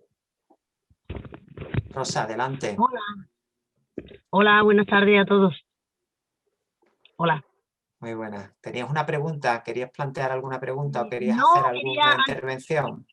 Sí, una pequeña intervención, ¿no? Que al principio, bueno, me ha parecido interesante, ¿no? Me agradezco que me hayan invitado ha sido a través de una compañera de primaria, pero yo soy de infantil, pero bueno, conforme la cosa iba avanzando, digo, bueno, lo veo más enfocado para primaria o secundaria, pero la verdad es que me ha gustado porque, claro, desde pequeño tenemos que inculcarle eso a los niños, el cuidado por el medio ambiente. Y no, lo único que quería comentar es que un año estuve, porque soy interina todavía, y un año estuve en un colegio en el que se llevó a cabo un proyecto de huerto escolar. Y yo ese año estaba en primaria, no estaba en infantil, y le gustó mucho a los niños, les encantó. Además, después ir a recoger lo que ellos habían plantado. Eso es lo que quería comentar, nada más, que la idea es muy buena que ha dicho Fátima y también lo que ha hablado su compañero también, vamos. Es lo único, ya está, que es verdad que, hombre, no todos los colegios disponen de un espacio así como pero en aquel que estuve, pues sí, los niños estaban muy ilusionados, la verdad. Sería bueno que en todos los colegios se pudiera hacer. ya que también le inculcamos, bueno, que llevábamos un menú semanal y, bueno, menú semanal, un tentempié a lo largo de la mañana antes de ir al recreo y hay días que son de fruta y a ellos les encanta y después por la Junta de Andalucía también comen frutas y hortalizas que ellos nos traen. Y nada más, yo me callo ya para escuchar a los demás, ¿vale? Muy bien, muchas gracias, Rosa. A vosotros. José Manu, vale, vamos a seguir con las instrucciones. Hacemos una excepción con José Manu, porque se arrancó ahí rápido abriendo cámara, pero a partir de ahora, si ponemos en el chat palabras, pues mejor. Ya después iría Jorge Luis, ¿vale? Venga, José Manu, adelante. Vale, pues lo dicho, buenas tardes. Me he incorporado tarde porque tenía otras historias entre manos, pero bueno, un placer siempre escuchar a Eduardo y a Fátima. Y esto. Dos cuestiones, ¿no? En un momento en el que todas las educaciones para esa segunda parte es siempre un elemento positivo, ¿no? Educación para, digamos, la sostenibilidad entendida por mucho que la critiquéis, ¿no? Como algo positivo, ¿no? Algo hacia dónde ir, ¿no? Educación para la esperanza, educación para no sé qué. El decrecimiento en sí mismo es una palabra que la primera reacción es negativa, ¿no? Algo que decrece en principio no es socialmente bueno, ¿no? Otra cosa, comparto perfectamente luego lo que hay detrás, ¿no? Pero me refiero a la utilización de este concepto.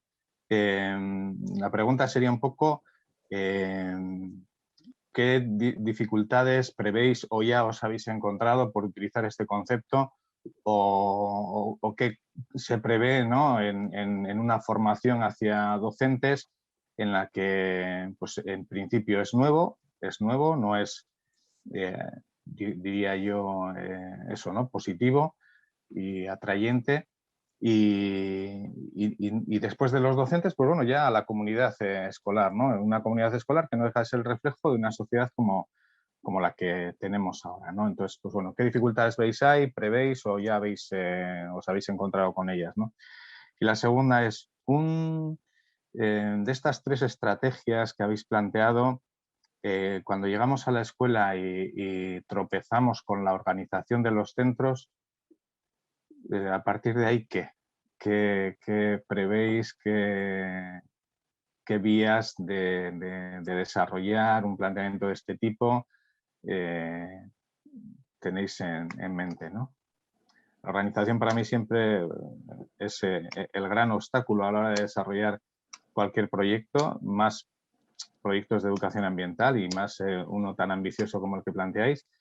Y a pesar de eso, ¿no? Se están haciendo un montón de cosas en las escuelas, un montón de cosas en las escuelas, pero no deja de ser un obstáculo importante, ¿no? Muchas gracias, José Manu. ¿Cómo preferís hacerlo, Fátima y Eduardo? Os pregunto, porque os plantea dos preguntas, José Manu. ¿Queréis responderla ahora o seguimos dando la palabra y la respondéis más adelante? ¿Qué preferís? Mejor ahora. Es más dinámico el debate. Perfecto, pues adelante. No sé, Fátima, si quieres tú o empiezo yo, como... Fátima, quería comentar antes a Rosa, ¿no? Que es la profesora de infantil, que bueno, que animarla a hacer cosas en infantil. Es decir, que yo trabajo con los profesores en formación inicial de educación infantil y son con el grupo con el colectivo con el que más trabajo. Y siento además que es un colectivo que normalmente acoge muy bien todas las propuestas que nosotros estamos incorporando. Es decir, que para ellos es mucho más fácil eso que yo he dicho antes del cómo, como su cómo es mucho más abierto porque suelen trabajar por proyectos de manera habitual, no están tan organizados por disciplina. La forma de la incorporación de estas problemáticas suele ser para ellos mucho más factible que muchas veces en primaria o en secundaria. Entonces, yo lo animo a que la adaptación, por supuesto, de los contenidos hay que hacerla, pero que el proyecto en sí suelen ser muy bonitos, suelen ser muy interesantes y los niños ya tienen un bagaje en infantil tan impresionante que cuando llegan a primaria lo demandan. Es decir, si tienes un huerto infantil en primaria te lo van a volver a pedir. Y el huerto no hace falta solamente tener una extensión grandísima de huerto, como hemos comentado, sino que el huerto se puede hacer un huerto vertical, un huerto en un suelo de cemento y transformarlo. Entonces le animo a que por un lado el recurso no es solamente el huerto y no es solamente un espacio grande, y que las edades en infantil tiene un ámbito muy interesante y muy bonito de interacción. Vale, si quiere, pues ahora continuamos con José Manu. Perdón, ¿puedo hablar otra cosilla, Fátima? Sí, no sé, sí, creo que sí, ¿no? O no, no lo sé. No, bueno, voy a ser rapidita. Que no, que muchas gracias por tu aportación. Y que sí, en infantil, en este cole, aparte de tener los libros, la editorial y eso, pero trabajamos por proyectos y en primaria también. Y se organizan unas cosas muy guay y los niños están encantados, la verdad. Lo del huerto todavía no, por lo menos en infantil, todavía pero quién sabe, ¿verdad? Lo que tú dices. Yo te animo, a que seguro que buscas otra cosa, aunque esa no va. Son esponjas, que todos lo cogen, entonces estaría muy... Muchas gracias. Vale, a ti, venga, buenas tardes. Gracias, Rosa. Pues continuamos. Eduardo, si quieres responder a José Manu. Yo quería comentar una cosita, a ver, con el tema de cómo presentar la situación a la gente. Yo aquí, y lo digo sinceramente, tengo un dilema moral. Porque claro, lo que me piden las técnicas de comunicación y todo lo que se dice sobre cómo comunicar las cosas es dulcificar el mensaje y de alguna forma engañar al personal. Pero claro, yo también creo que la gente tiene derecho a saber que su casa está ardiendo. ¿No se lo digo? O sea, yo lo devuelvo un poco la pregunta. O sea, ¿cómo lo hacemos? ¿Engañamos al personal? Si la casa está ardiendo, pues empleo otras palabras mucho más dulces y menos fuertes que, oye, que la casa está ardiendo, tiene que hacer algo, ¿no? Claro, otra cuestión es que la percepción del riesgo o la emoción miedo tiene que ir acompañada de esperanza. No sirve para nada asustar al personal si no le damos alternativas a ese miedo. El miedo tiene que estar acompañado de una esperanza razonada. ¿Razonada en qué? Pues en cosas como las que ha comentado hace un momento Fátima. Ya hay muchas experiencias en el mundo en las que se están construyendo referentes sobre una manera mejor de colapsar, sobre un decrecimiento mucho más justo, mucho más ordenado, incluso donde la gente puede ser mucho más feliz. Y esto hay que decirlo. O sea, que hay que dar el susto, o sea, porque hay que percibir que estamos en una situación de emergencia, en una situación de riesgo, pero que al mismo tiempo ese miedo debe ir acompañado de una esperanza razonada que nos ayude a buscar alternativas. Eso sería... Yo ya digo, en esto tengo un dilema, ¿eh? Yo no lo tengo en absoluto resuelto, José Manu, en absoluto, porque creo que la gente tiene derecho a conocer que la casa se está incendiando. Ahora, ¿cómo lo hago para que tampoco sean solo sentimientos negativos? Es complicado, ¿no? Esto te reconozco que es un tema muy complicado. Yo no lo tengo resuelto, bien resuelto. Y la segunda cuestión, yo creo que todos los problemas que son de currículum, organización de los centros educativos, planes de estudio, etcétera, habría que verlos desde una perspectiva de futuro. Claro, si nos movemos en el marco del presente, evidentemente, tal como está la formación del profesorado, la organización de los centros educativos, los planes de estudio, las leyes de educación, apaga y vámonos. Pero creo que hay que mirarlo como una perspectiva de futuro. Porque, ya digo, en esto hay dos opciones. O creemos que el futuro es una continuidad del presente, o la otra opción, que es en la que estamos, Fátima y yo, lo que os hemos presentado, nos creemos que hay una fuerte discontinuidad entre el presente y el futuro. ¿Y por qué esa fuerte discontinuidad? Porque van a cambiar radicalmente, están cambiando ya las condiciones materiales que sustentan la vida en nuestro planeta. Y como eso está cambiando, y no lo podemos ya evitar que cambie, pues vamos a empezar a construir referentes de organización escolar, de currículum nuevo, de metodologías nuevas, lo que queráis, pero vamos a empezar a hacerlo ya porque la situación está cambiando y no hay mucho tiempo para ir capacitando a la gente para ese cambio, ¿no? Mi postura es, estoy de acuerdo con José Manuel, es muy difícil atacar la organización del currículum, la organización de los centros educativos, pero habrá que ir haciendo pequeñas experiencias, sobre todo como la imagen que antes sacaba Fátima de la ciudad de Detroit. La ciudad de Detroit sufre un colapso civilizatorio. Pasa de 2 millones de habitantes a 600.000 habitantes. Y van la gente y se organizan para crear huertos en toda la ciudad, huertos de subsistencia. Maravillosa la experiencia de la ciudad de Detroit. Han afrontado el caos que significaba que la industria se fuera de la ciudad y la ciudad se hundiera, colapsara con creatividad, con pensamiento divergente, creando huertos urbanos por todas partes, las rotondas. Las fotos que hay son impresionantes, los recoge el documental mañana, documental que pues, proponemos que se vea porque es magnífico, recoge el caso de esta ciudad, ¿no? Que ya entró en decrecimiento y cómo lo han solucionado. Vale. Hay otros muchos ejemplos de este tipo también. Si os parece, pasamos a que tenemos también pedida la palabra con otras personas. Jorge Luis, estabas por aquí antes con la cámara encendida. Si quieres, vuelve a encenderla y plantea lo que quieras plantear. ¿Nos escuchas, Jorge Luis? Ahora no te vemos. Bueno, pues pasamos a la siguiente persona que nos había pedido palabra, que es Trinidad López. Pues Trinidad, te animamos a encender cámara y micro y a plantear tu intervención. Hola, soy Carlos, es que soy el marido de Trinidad, que estaba escuchando yo también y soy el que había pedido la palabra. Ah, perfecto, Carlos, adelante.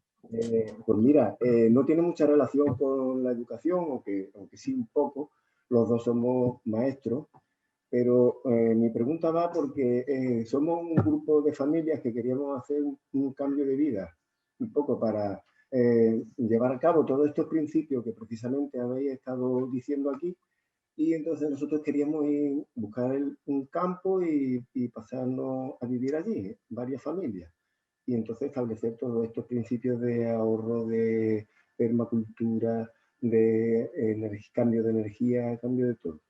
Y claro, el problema es que es muy difícil porque los ayuntamientos suelen poner muchas pegas para esto de establecerse en suelos rústicos. Y se me acaba de ocurrir que podíamos hacer un proyecto y presentar al ayuntamiento el proyecto de este cambio de vida. No sé si vosotros tenéis algún modelo o algo así que me pudiera servir de guía. Esa es la pregunta. Marcos, quizás tú podrías proponerle que, entre otras cosas, vieran algunas de las sesiones que hemos dedicado al tema y las que se van a dedicar al tema de ecoaldeas o comunidades. Ya esto lo hemos trabajado en la campaña, pero no sé si, Marcos, si tú le puedes dar más información sobre esta cuestión. Sí, que no lo sabía. Sí, después pasaré por el chat el enlace a los vídeos de la campaña. Pero justamente la semana que viene se está preparando una actividad muy interesante sobre cómo construir estrategias para construir comunidades justas y resilientes, y después también va a haber un panel de experiencias de comunidades o de respuestas colectivas a la adaptación del cambio climático. Creo que son dos actividades bastante interesantes. Después, bueno, en la lista esta de vídeos de YouTube vas a ver que, bueno, el tema comunitario específicamente no se ha abordado como se va a abordar las dos próximas actividades, pero es algo transversal, ¿no? Se han abordado, por ejemplo, desde el mundo rural, se han trabajado experiencias de soberanía alimentaria, con un panel de experiencias bastante interesante. O sea que un tema que se repite, ¿no? A lo largo de la campaña. Entonces, bueno, pues te animo, como ya planteaba Eduardo, a poder consultar un poco pues, los vídeos de las tertulias que se han realizado. Y también en la página web tenemos un apartado de recursos formativos en el que también hay algunos vídeos, artículos, podcasts que van en esa dirección. Y ya si queréis, Fátima o Eduardo, complementar alguna cosilla más. Bueno, yo en este caso es que no conozco tan a fondo las comunidades en sí, pero sí conozco algunos ejemplos de comunidades que se han ido constituyendo como Ecoaldea, como comentaba antes Eduardo, y lo veo como algo, sería como lo ideal, y si estáis en ese proceso os animo a, como comentaba Eduardo y el compañero Marcos, a que reviséis ese material. También uno de los documentos que antes decía Eduardo, de permacultura, de Olgren, es un referente también teórico interesante para la construcción de esas ecoaldeas, ¿no? o esas ciudades, porque te ayuda no solamente, como lo hemos trasladado nosotros aquí, en el uso de los huertos, sino al uso a la construcción del espacio en sí. Entonces, para todos los ámbitos de la energía, del agua y demás, os puede ayudar a plantearos o a buscar los referentes para hacer ese cambio en las estructuras y en las infraestructuras.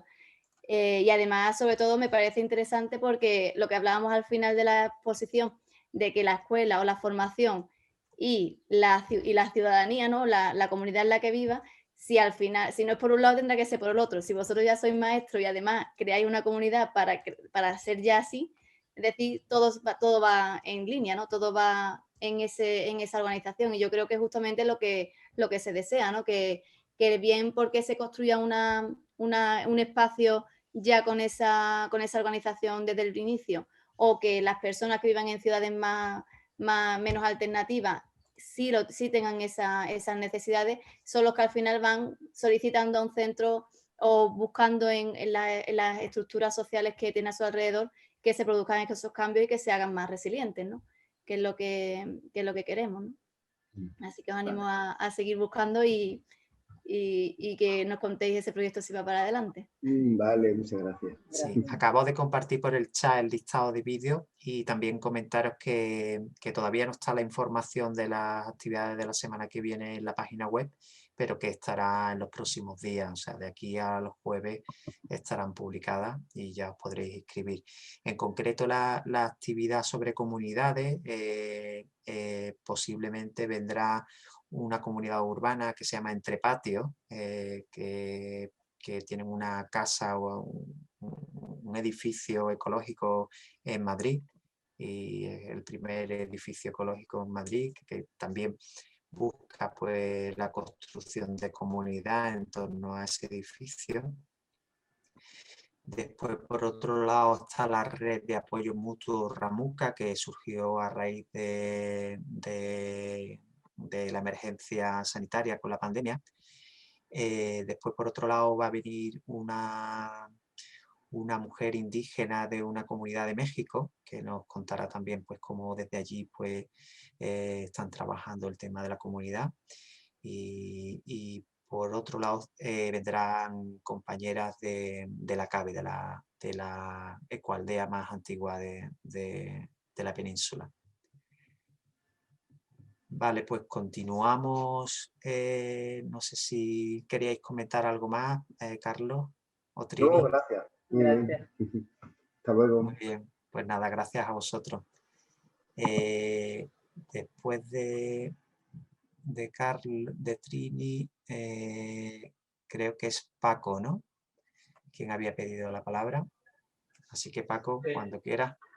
Hola, sí, bueno, me parece que ya Jorge se ha incorporado y debería de estar antes, pero bueno, ahora será, no lo olvidéis, a Jorge, que es compañero también. Muchísimas gracias a Marco y a toda la organización, y por supuesto también a Edu y a Fátima, amigos y compañeros, por la claridad y por lo centrado que ha estado el tema, y por compartir con generosidad el PowerPoint, ¿verdad? Yo quería plantear un tema a modo de reflexión, pero también por si Edu y Fátima quieren añadir algo. Para la gente, digamos, sean alumnos, sean ciudadanos normales, que está convencida de la gravedad de la situación que vivimos y de que hay que hacer algo, por decirlo así, en principio no es problema, se puede hablar, nos podemos organizar, lo que sea. El problema es la enorme cantidad de personas que no están viendo el problema y que por lo tanto no están preparándose con estrategias adecuadas para afrontarlo. Y ahí está el alumnado, ¿no? Entonces, sobre todo el alumnado escolarizado. Entonces, al alumnado le podemos plantear problemas para investigar y, de hecho, la estrategia de investigación, tal como se ha planteado, es muy adecuada.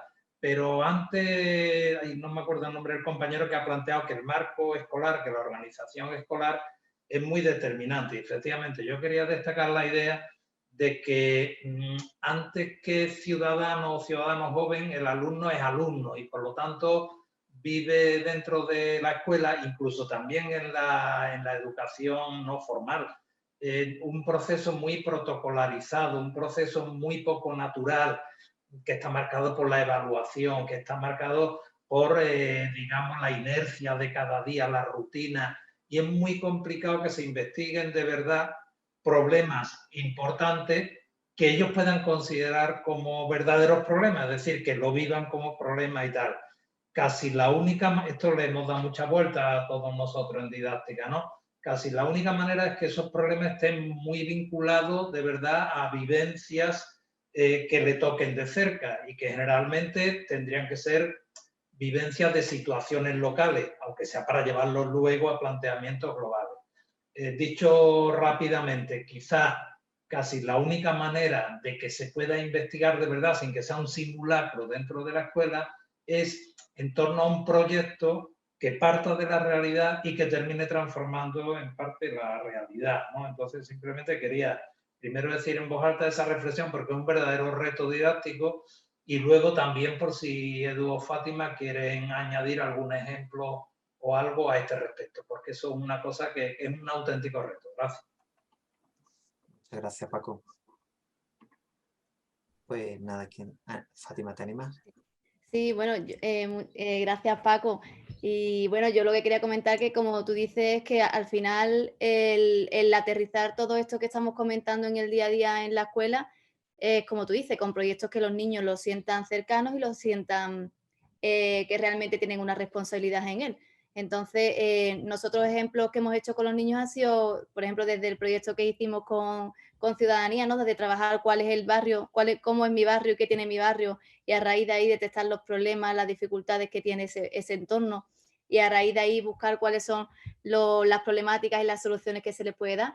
Y los niños desde infantil, como comentábamos antes con la compañera, dan respuestas, dan soluciones que se trasladan al barrio, ¿no? Es decir, que la complejidad, por ejemplo, de los residuos se puede trabajar de manera muy concreta y de manera muy directa con lo que los niños y las niñas pueden observar y lo que los niños y las niñas pueden investigar en su centro educativo y en el contexto más cercano que sería, por ejemplo, su barrio, ¿no? Y esos son ejemplos muy bonitos de análisis que se pueden hacer con ellos, ¿no?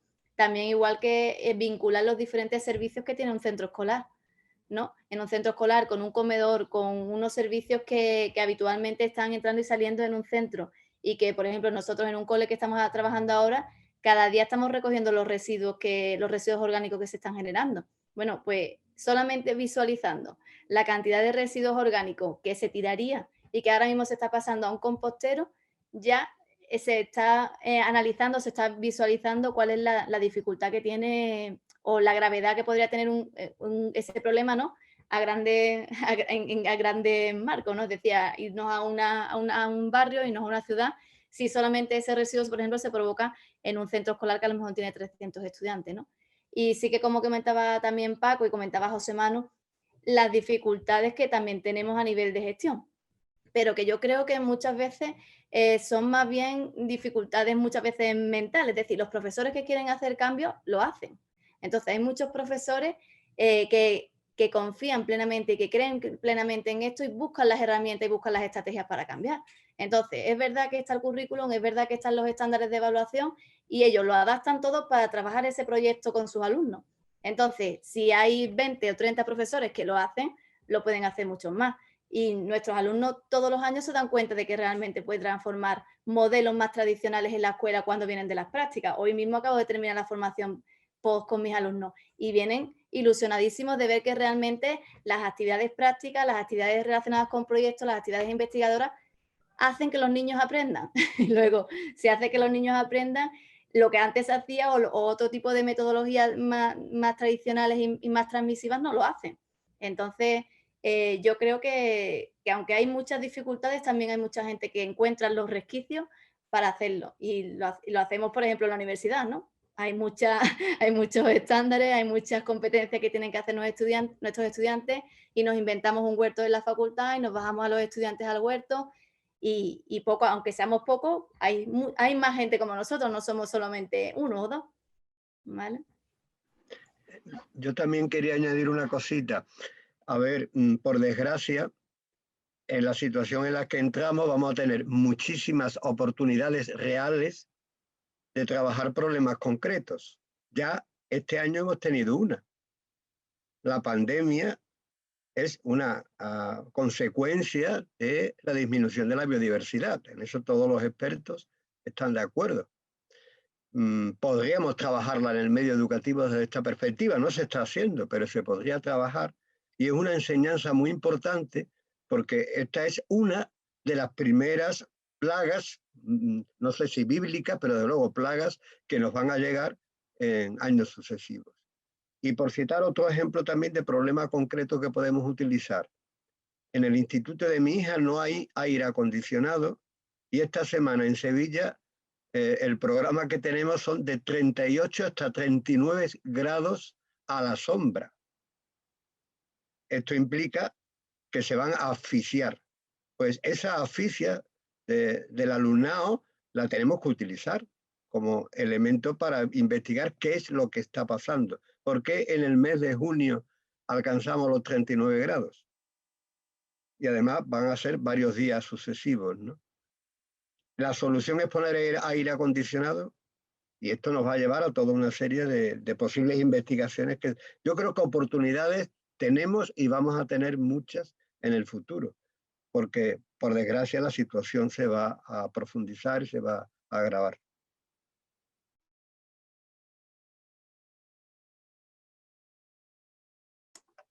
Sí, tenía también pedida la palabra Jorge Luis. Creo que ahora ya sí estás, ¿no? Puedes activar cámara y sonido y micro. ¿Nos escuchas, Jorge Luis? Pues parece que no. Vale, pues si no estás ahí, pasamos la palabra a Antonio. Antonio Rojas. Muchas gracias. ¿Me escuchan? Sí. Mi nombre es Antonio y soy... Antonio, ahora parece que te hemos perdido. Prueba a apagar cámara, a ver si te conseguimos escuchar bien. Y bueno, pues mi experiencia es que yo soy profesor del área... Antonio, no te escuchamos bien. Que me permitió dar clases y tocar la sensibilidad de los estudiantes. Creo que les gustó mucho que dejáramos la teoría para empezar en una práctica muy sencilla, que es hacer huertos biointensivos. A partir de eso empezamos a dar clases de seguridad alimentaria y actualmente aquí en España, con mis sobrinos he estado construyendo un huerto biointensivo bueno, aquí estamos en Carmona y la perspectiva es tener muy, muy poca agua y nos ha sorprendido mucho ver que este huerto va bien. Entonces, es un poco difícil justamente hablar del colapso con personas que, pues, de hecho tienen un estilo de vida, pues, de alto consumo y no visualizan eso. Sin embargo, gracias al huerto, hemos podido introducir la lógica de los cuidados con los niños. Yo creo que si nosotros enseñamos el cuidado, el amor a las plantas, a los animales a través de los huertos, poco a poco esa sensibilidad por el colapso se va aceptando. Sí, porque el colapso es evidente, pero aunque es evidente, es difícil de aceptar. Entonces, creo que el huerto es una manera muy amable de poder introyectar justamente esta lógica. Y bueno, esta es una experiencia que está siendo muy agradable. Me gustaría poderla compartir más allá del aspecto familiar. Entrar en sinergia aquí en España, para mí me parece una experiencia de colonial muy fuerte, vivencial, y en ese sentido yo la pandemia incluso le encuentro cierto potencial. Hay un señor de nombre Dennis Ruyeman que en los años 70 decía que cuando los cataclismos son fuertes, pero no lo suficientemente fuertes como para destruir la civilización, tienen un carácter aleccionador, y creo que justamente gracias a los huertos pues podemos tener esto. Me gustaría quedar ahí en contacto con ustedes para compartir esta experiencia, para colaborar, hacer sinergias, y pues yo les agradezco mucho estos espacios que están brindando. Muchas gracias. Muchas gracias a ti, Antonio. Y sí, claro, estamos en contacto. Para cualquier cosa nos podéis escribir a info@andaluciaresiliente.net, y si quieres, pues puedes pasarnos también tu contacto por público, por privado, lo que prefieras. Antonio, ahora mismo aquí en el chat y un sí, par en de el chat he páginas. puesto el correo mío también, por si. Muchas gracias. Gracias a ti. Pues si queréis comentar algo, Fátima, Eduardo, de lo que os haya suscitado de las palabras de Antonio. Vamos, Fátima y yo que llevamos varios años utilizando el huerto como recurso didáctico y nos parece ideal, porque es verdad que el alumnado no tiene conciencia de que haya un problema de inseguridad alimentaria, pero también es verdad que trabajando en el huerto va construyendo referentes, y eso nos parece muy importante. Es decir, que para nosotros la clave es que esta discontinuidad, este cambio que vamos a tener, no debe cogernos desprevenidos, y tendríamos que tener ya, digamos, modelos a los que agarrarnos precisamente para enfrentar la situación. Y el que el alumnado, por ejemplo, conozca, como está pasando en las experiencias que realizamos, el itinerario de los alimentos, y eso es importantísimo, porque puede comprender mejor qué alternativas tenemos si esas cadenas de suministro colapsan, que puede pasar. De hecho, en la COVID, algunas de las cadenas de suministro han colapsado durante un tiempo, ¿no? Y esas experiencias hay que investigarlas y hay que estudiarlas, y hay que ver alternativas que sean alternativas de subsistencia y de autogestión y autoorganización ante esos temas.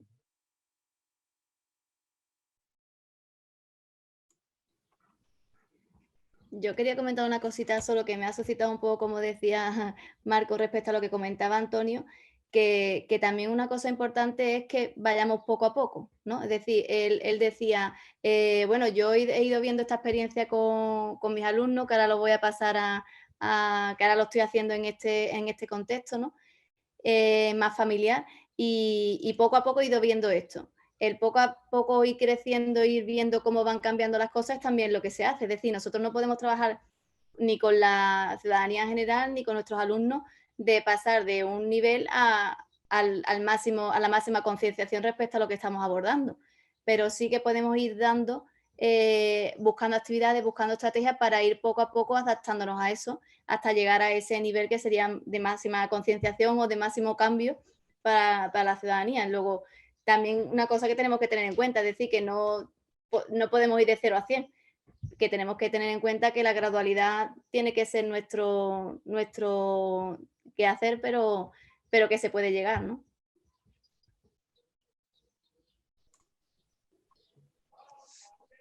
Estupendo, muchas gracias, Fátima y Eduardo, por la respuesta, y a todas las personas que estáis participando. Son las 8 menos 5 minutos, o sea que estamos ya en la hora para ir cerrando, así que si a alguien más le apetece hacer una última intervención o plantear una última pregunta, es el momento ahora. Me voy a asomar un momentito por YouTube, no vaya a ser que tengamos algo y lo tenemos un poquito aquí dejado de lado.